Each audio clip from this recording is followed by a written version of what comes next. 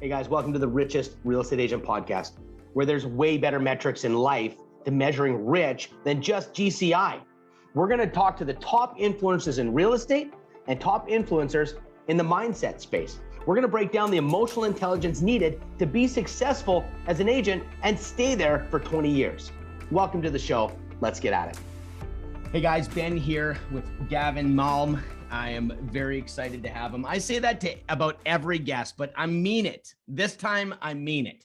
The way we know each other is that Gavin's gone through the real estate reboot camp. He's an alumni, but how we met is I wasn't Ben.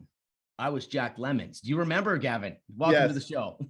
No, I remember that ad vividly on my phone. I remember I was scrolling through and I pay attention to all the coaching ads and all the real estate ads because, you know, I'm a marketer at heart. So I saw it and I was like, I like this guy. I like what this guy's doing here. You remember, so just for the show, I dressed up a hardcore, like used car salesman guy, pedophile style glasses. And I'm like, hello, you can trust me. And I take off everything, put the flat brim on. And I'm just like, yeah, another freaking real estate coach. Yeah. And I promise it's going to be good this time. You know, I don't even remember what I said, but I remember that was the ad that got you into my world though. Yeah. And then I remember when you called me too that day and I was like, gosh, all right, cool. And I was That's right. I'm like, yeah, that was awesome. And yeah, it was great. Gavin, I'm so happy you're on the show. I think you've got a lot of depth. I think you're on the show not because I don't bring just rock stars are, and I know you've done a lot of numbers and you've built a team and all this. It's honestly not why you're here. You're here because you understand that life and real estate can go hand in hand, and the costs of not doing that. And I think the people that listen to the show are looking for rich real estate agent. The definition is like a piece of cake. Versus just money, but there's no reason why we can't be grinders and hustlers, but we need to make sure we have a rich life as well. And so that's why you're on the show. You understand that. Awesome. Happy to be on. So let's brag a little bit first, Gavin. There's people out there, you know, they're going to be just running into the show and they say, who are you? Can you brag a little bit? Tell me what you've built, what you've done, you know, and then we'll get into the deeper conversation. Okay. I mean, so my real estate journey started in late 2016. I bought an investment property that I decided to flip because I was in a state where I was like silently suffering in a career that I hated. And I just knew that I needed a change, and I always had an interest in real estate. But I needed to find a means to an end and to prepare myself financially to be able to do real estate. So I linked up with a real estate broker by the name of Kevin Malm. He's now my business partner, and he helped me find a property that I flipped. I did all the work. I did as much of the work as I did 90% of the work, except for the things I'm not licensed for and that kind of thing. And I flipped that house, and I knew that as soon as that house went under contract, I put my 2 weeks in at my previous career. And after that, I took 2 months to kind of just hang out in nature with some friends and go do outdoor stuff because that's what I'm into. And then I just hit the ground running selling real estate, man. I went into it knowing it in my heart that I was not going to fail, and that I was going to be good at this, and that I was going to do whatever it took to get really good at this. And so my first year of real estate, I sold 21 homes. And then ever since, I've just been building upon that. Currently right now, I'm averaging about 40 homes a year. Last year was 38. The year before that was like 41. So call it 40 homes a year. And it's been a really awesome journey, man. I'm now 5 years in. I'm looking at new opportunities on the horizon for myself and kind of growing as not just a real estate broker, but also as an investor, and looking at new opportunities now that I really understand the business. I built a team with my business partner, Casa ABQ out here. We're consistently ranked as top 1% of brokers in Albuquerque.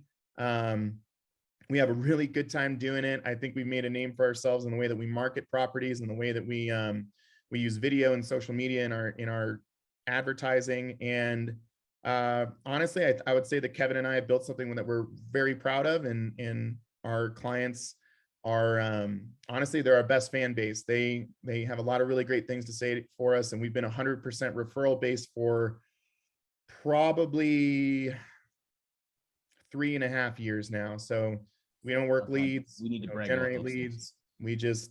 We just let the crowd speak for themselves.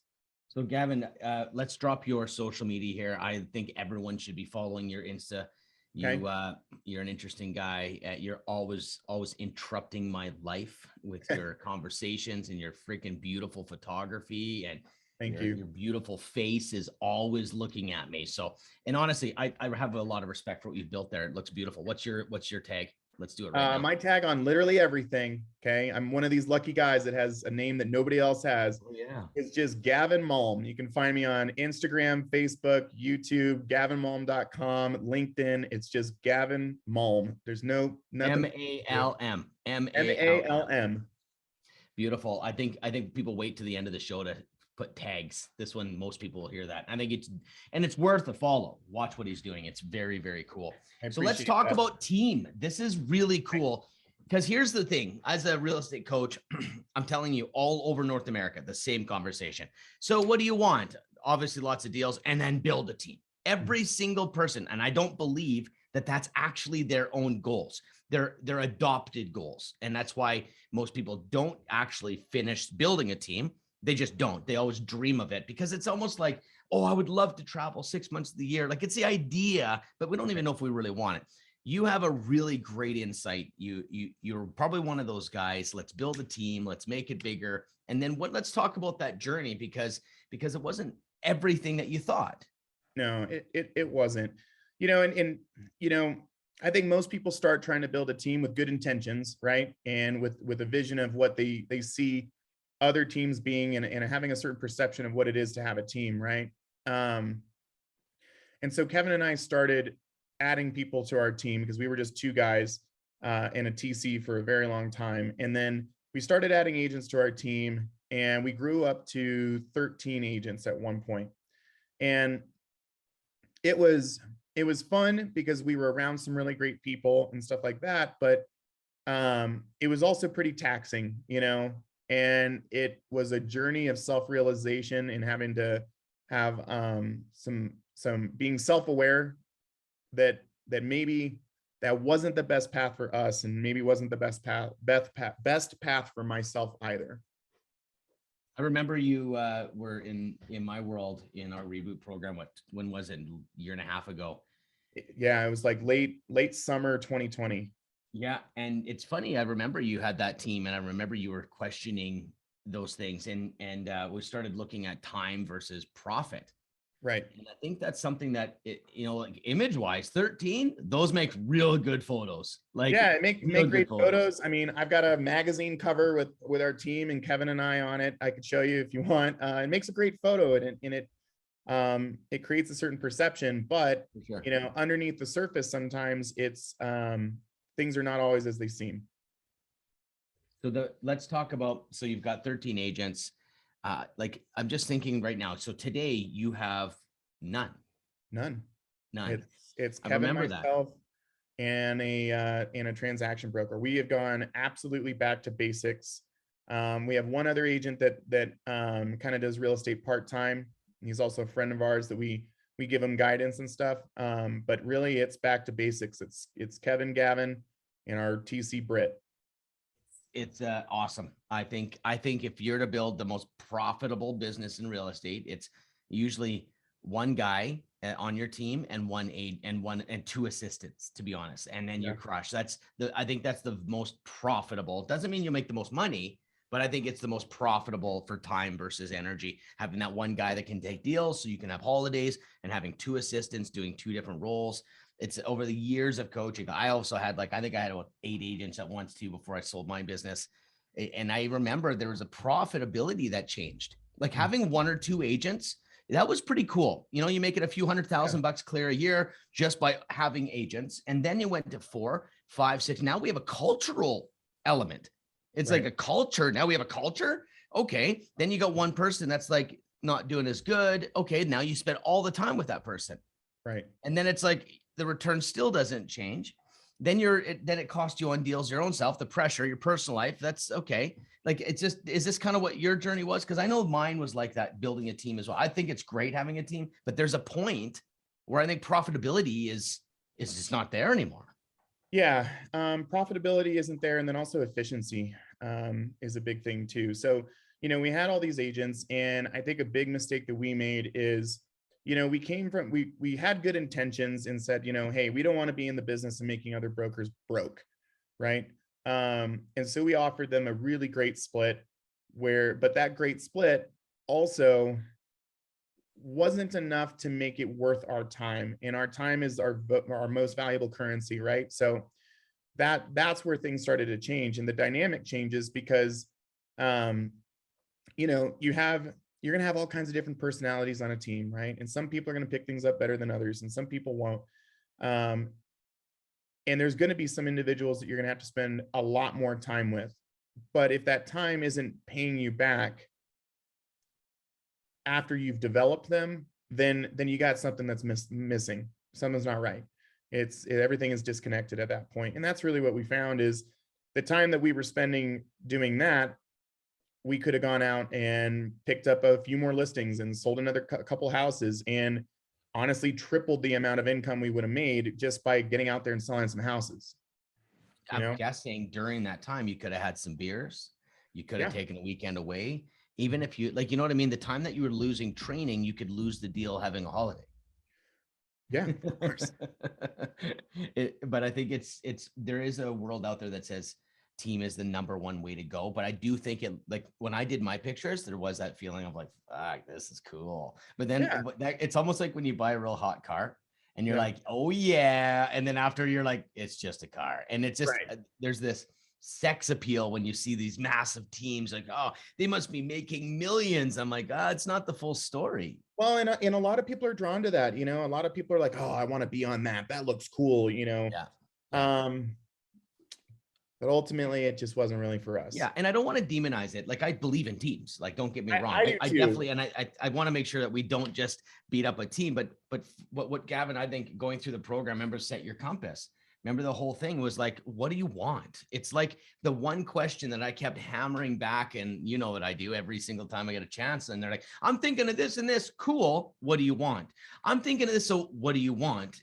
What do you want? What do you want? And I think that's the idea that was what happened in your world. You're like, I don't want to do this. Some people might really like it. And profitability isn't the number one metric, and just might be loving the community of your team. So I just want to make sure we balance out. I think, and I agree. I think teams are great. I think there's a lot of people that are very skilled at being leaders on teams and stuff like that.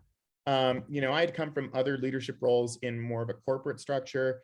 But being in real estate is an entirely different world, and truly everybody is running their own independent business, whether you are or not on a team. Right. And I had to come to a certain realization after becoming self-aware of the fact that, look, I'm a great agent. I won't let anybody tell me that I'm not. I know this, right? I know my business. I do really well by my clients. I have a dugout of people that I've helped in the past that would support that, right? I'm not the best at training agents, and I'm not the best person to learn from in the very beginning. I'm just not. And, it's the first time that I felt like in my career, that I failed at something in real estate. And what I realized was, that failure and not being the best leader for those for these agents, and being the best mentor to them, and not being the best person to learn from, honestly was a good experience, because now I understand where I was lacking, and now it's something that I'm willing to learn more about. I'm not saying I won't have a team in the future, but for now, it's kind of like taking a step back, so that maybe later on in life I could take a few steps forward. Hey guys, Ben here, real quick. realestaterebootcamp.com. This is where we're helping real estate agents who are busy, who are maybe getting a little disconnected from their family and the life that they wanted to live before they got their license. They need systems, and they need to get their business to serve them versus getting trapped in their business. They need systems, they need help. Jump on a call with me, realestaterebootcamp.com. Cheers. Back to the show. Gavin, it's just self-aware. It's, if you're an elephant, stop climbing trees. Right. And think about the depression that comes with trying to be something you're not. Think about the anxiety. Like, people don't understand the cost of the emotional side of doing shit that doesn't fit you. Did you ever experience anything like that? 100%.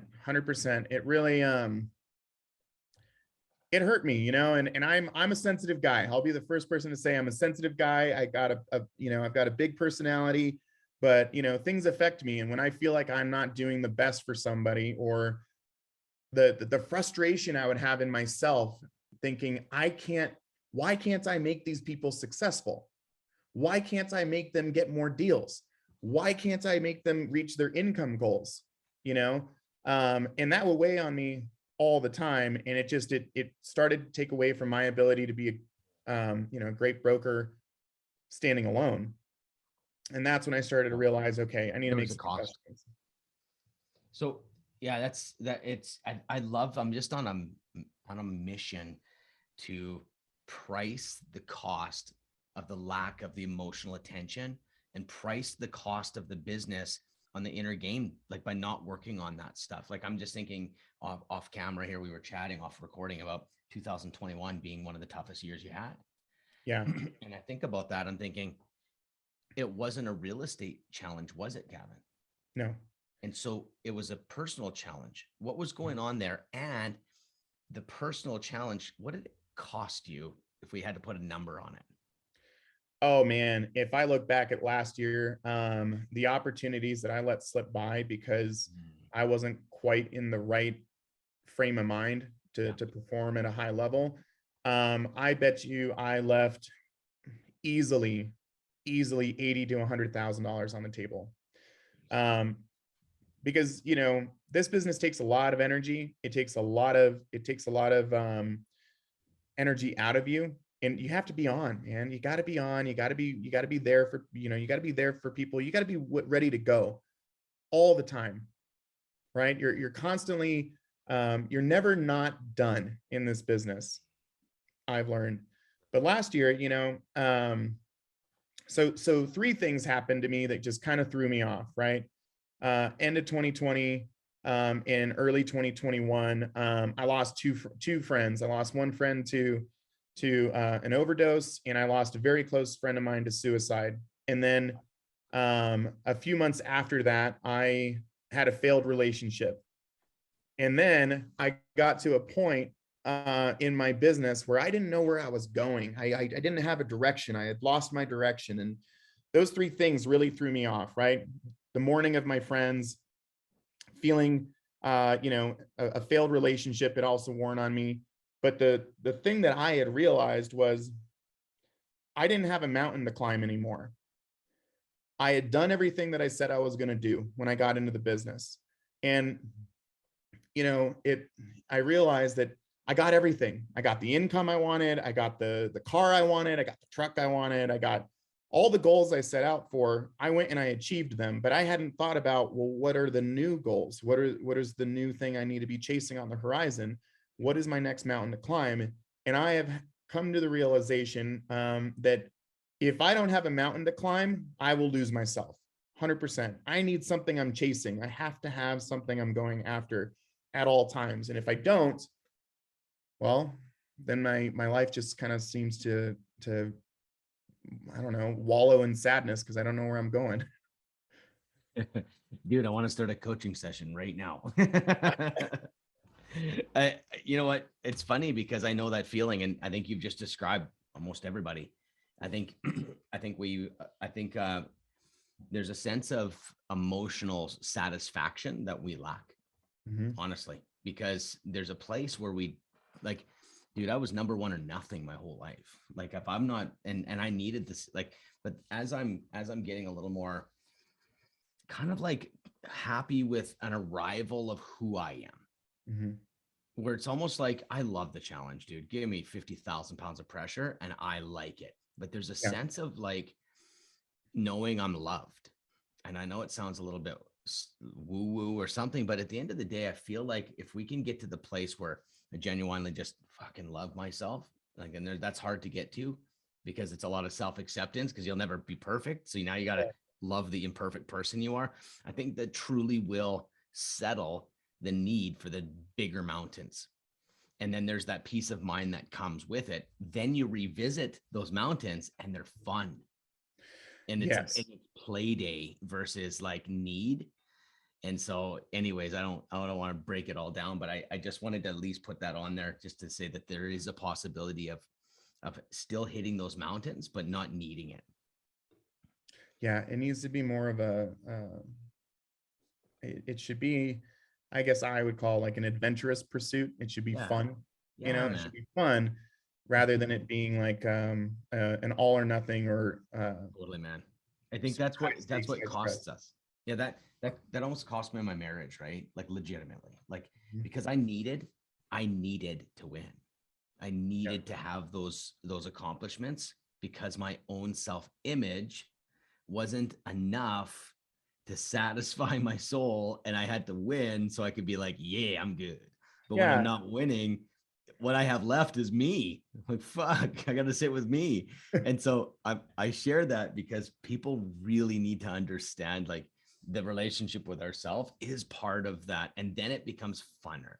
But I still like the pressure. I still have days where I feel like a pile of shit. But the thing is, it's that's where the goal is the peace of mind comes in from the inner relationship when there's nothing there and somehow we still are happy. It's something I've been working on for a long time, and I'm still working on because I don't like that feeling when I just stop and I have that hole. Yeah. And then it's like I start tinkering with things I shouldn't tinker with in my business, in my life. It's like, I know what I need to do. Change again. That was always my self-sabotage. I'm like, change again. And I'd have too many things on my plate because it was all because of that unsatisfied feeling like, oh, I should be doing more or whatever. So that's that inner game, man. It's haunting sometimes, but there's a lot of hope involved in that. So a lot of the stuff, you've been in my world for a while, you know, the conversations. You get it, man. I remember one time I wanted to ask you, remember the time, I think it was the second or third session, and you had this client that you were going to fire. You were just like sick of this person. Funny how I remember these things. I don't remember them until I talk to you. But there's a really interesting point I wanted to make for the audience and have you talk about it. It was like, everyone teaches us to cut people out of our life, like set boundaries and cut people. And it was made sense, right? Now, get rid of her. Everyone's like, get rid of her, Gavin. I'm like, I'm thinking about your own personal growth. And I'm like, why don't you go tell her how you feel? Yeah. Do you remember that? I'm like, why don't you have an honest conversation with exactly honest? You're going to lose her anyways. So you might as well take a chance to grow your own emotional intelligence. And who knows, maybe your relationship skills. You remember that? Yeah, no, I remember it pretty clearly. They were tough. And, you know, having that conversation with them is now a conversation I'm not really scared to have with clients anymore, which is, you know, to make this work, right? The relationship between the broker and the client and getting all this stuff done, it has to be a symbiotic relationship between the two. You have to be working together for this end goal, right? I'm here to consult and to offer guidance and to protect them and help them achieve their goals, right? But they also have to want it just as much as I want it for them, right? And so now I'm just not scared to have conversations with people where I could risk losing the client, right? And here's the thing, sometimes you're going to lose the client. That's what I've learned. And I'm okay with that, because for me, there's going to be somebody else that I'm going to connect with better, or is going to be willing to listen to that honesty and understand it. And instead of just being reactionary, they're going to take it and they're going to understand where you're coming from, and they're going to understand that you're coming from a good place, right? Doesn't mean you have to just but it also means, you know, you can't just write people off here left and right. You're going to know when it's appropriate. You're going to know when it's right. And typically I've found that those conversations typically go better than they don't, but you got to be willing to lose them. You got to be willing to lose them. There it is. That's when the honesty, because you don't have an ambition with it. You have to lose all ambitions to fix, to frame it, to tiptoe around conflict. All of that has to be gone. And then it's like, look, you've changed our appointment 3 times. I can't work with you if you do those things. I feel like you don't value me. And I wonder what's going on between, like, this is also the tool we should be using in our relationships. The one that's like, you're willing to lose your wife, your girlfriend for honesty. And I think people don't get fully honest, but I love that you did that. And the result, Gavin, was what? You didn't lose that client. I didn't lose that client. No. And then we ended up finding them a beautiful home. And we ended up closing, and everything. And how much money was that? Do you remember about what the commission was on that? Gosh, what was that one? I don't know. It's like 15,000, something like that. So watch this. One honest conversation made you $15,000, Gavin.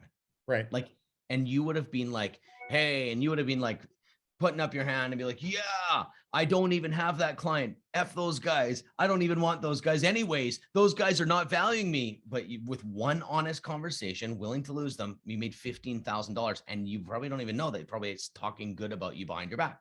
Yeah, of course. I got good reviews. I've already been sent business by them a couple times. So now we're talking what, 30,000? Now we're talking. If yeah, I mean, honestly, think about that. One honest conversation is making you probably in the, what are we looking at? I easily from them and their referrals have made probably 50 grand. 50 grand. Are we hearing this? Everyone listen up. You know, Don't write people off. Get better at relationships. Right. Yeah. You got to get better at relationships. And that's something that conversation was a real eye opener for me. I think it's changed my business entirely. Yeah, that's probably the hardest conversation I had with a client, but also the most rewarding, because on the other side of it now, I know how to have those conversations with people. And not just clients, like anybody. This is, you know what? No one teaches us how to have a relationship. Hey, nobody. It's like, I've sucked so bad. I figured I've worked on this for like 20 years trying to figure out so I don't suck.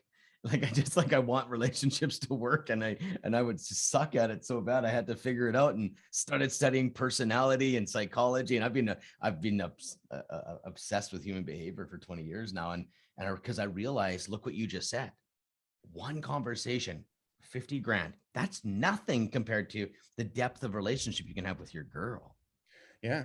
Well, yeah. I mean, that kind of conversation works in everything, you know. Yeah. You got to be willing to have, like, even in my current relationship, I'm willing to have the hard conversations. And if it doesn't go right, then fine. Yeah, but you gotta let that go. Yeah. Typically, if you have, you know, clear, controlled and meaningful conversations with people, it's going to work out. Things are going to be fine. You know what it is? It's respect, Gavin. Yeah. We don't like, if you came to me and says, Ben, let me get real with you for a second. You super offended me on that day and it hurt my feelings or whatever. Mm-hmm. Dude, that means you care about me, Gavin. Right. You would not put yourself through such emotional turmoil to tell me how you feel unless you cared about me. Subconsciously, we know that. But if you don't care about me, you're going to be like, oh no, we're great. I love it. It was a great experience. And then you go away and talk. Like, that respect is honesty. Yeah. That's true. That's actually a really good point. I mean, you're not going to, if you care, you'll be offended. If they care, they're offended. It's because they care enough to be offended. Because honestly, we all have those people that say things, you know, about us we don't like, but we also know that there's plenty of them that we don't give a damn what they say. Gavin, we're getting close to the end here. We could chat a long time. There's a lot I could love to talk to you about. First of all, real quick, what the heck's the story with you and vehicles? Like, it's nothing to do with real estate. I'm trying to find some real estate. So I actually remember telling you, you might want to add a little bit of real estate on your social media. I'm usually telling other people to be like, can you stop freaking hounding everyone? You're like, here's another truck. Here's a picture of the desert. I'm like, dude, look at this new Porsche. Yeah. And the Porsche, that's right.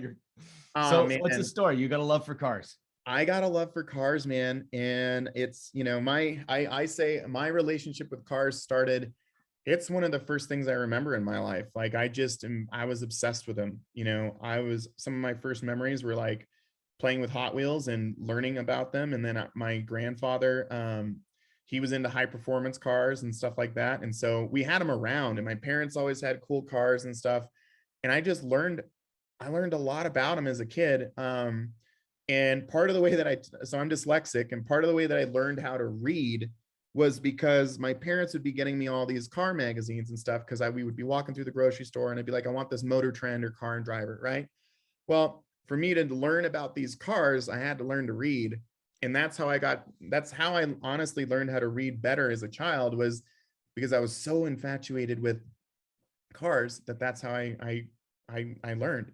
But I mean, I'm obsessed with them. I joke around that, you know, I sell real estate and I love helping people and everything. But at the end of the day, sometimes it's because I just want some pretty cool cars, you know. You've had some nice, man, in photography. You love that, don't you? I 'Cause, love man, photography, man. Those pictures are beautiful. Beautiful. That's why people need to follow you on social. Yeah. It's pretty. It's so pretty. Like, it's so I nice. love it, man. There's probably two things. My two loves in the world are, you know, outside of people are basically going to be cars and nature. And photography is a really great way for me to capture that stuff and then remind me of the places I've been and then show other places, show other people the possibilities out there. On one of my retreats, I went to Vegas and we did the Baja trucks. And we were doing jumps and everything. Dude, it was crazy. I love cars too. I think you probably got the big nostalgic edge to it, but I think I love the racing stuff. I love. Oh yeah. Oh yeah. I just, you know, I just something about it. A muscle car kind of guy. Like I rented I think it was a Hellcat, and it was just ridiculous. I wanted to buy one until I rented one. And then it was like, every time I touched that pedal, it was just the best feeling in the world. But I probably spent, you know, about 10 minutes of $400 on gas. Yep. And then I also would be ripping off tires. Yep. I was like, my daughter was with me and I'm like, I have to pin this. Hold on. Every time. And I'm like, I can't have one. I cannot have one. It's addictive. I get it, man. I love me a fast car. I like the Euro cars though. I like the Porsches and the Beamers and nice. Yeah. I love that. The Mercedes stuff. But there's few things I enjoy more than a great car on a great road with a great soundtrack. And I love how your social media really tells people who you are. No, honestly, I think that's the hack in social, is that people are trying to use trends too hard. Why don't you just take your time, use social as a place to connect with human beings, tell them who you are, and then reach out and build relationships. It's actually quite simple, but everyone's trying to hack it versus now, because I know who you are by watching your social, and a lot of people don't know who those real estate agents are from watching their social. And I think we miss that. Yeah. My approach to socials is, I don't like to hammer people with what I do for a living. Right. And it's not that, and I try to use the 80-20 rule or whatever, but I do it in a different way. Like on socials, I'm always posting the things that I'm interested in, the things that I like. Right. So outdoor stuff, you know, travel locations, cars and stuff like that. And then on my stories is where people get to really connect with me on a daily basis and like my daily life. Right. And they get to realize, and then they start to put it together. Right.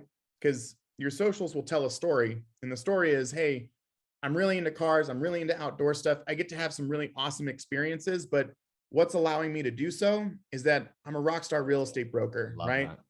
That. That's the mechanism, right, that allows me to do all those things. And people put it together and they realize, hey, he's got to be good at what he does because he's out there selling real estate, and then he's out there doing some really cool things because he's built a business in real estate. You know, instead of me having to tell them like, you know, I'm the best real estate broker in the city and stuff like that. You know? If you want to compliment me, let me just give you some advice. Like imagine actually having that. Imagine that's on so many business cards. Oh, by the way, I know you're probably thinking about this. If you want me to compliment, if you want to learn how to compliment me, just ask. I'll show you how. Like it's just the most weirdest thing. So anyways, Gavin, I got to wrap it. All right, man. We're got the end. We'll do a hard stop here. A little clunky, but that's okay. No, we're good. Just looking at my clock here, and I want to, you know, got some stuff cooking, and I know you do as well. I just want to say thank you so much for jumping on the show. I really appreciate it, man. Nice to reconnect again. Yeah, man. Great to see you. Hey guys, thanks for listening to the whole episode. I just want to remind you, realestaterebootcamp.com. This is a place where we're really transforming hustlers into business owners, a place where we're actually designing your life and finding the business model and the style of business that actually is going to serve the life that you want, helping you get really clear on what makes you happy versus just chasing the next deal.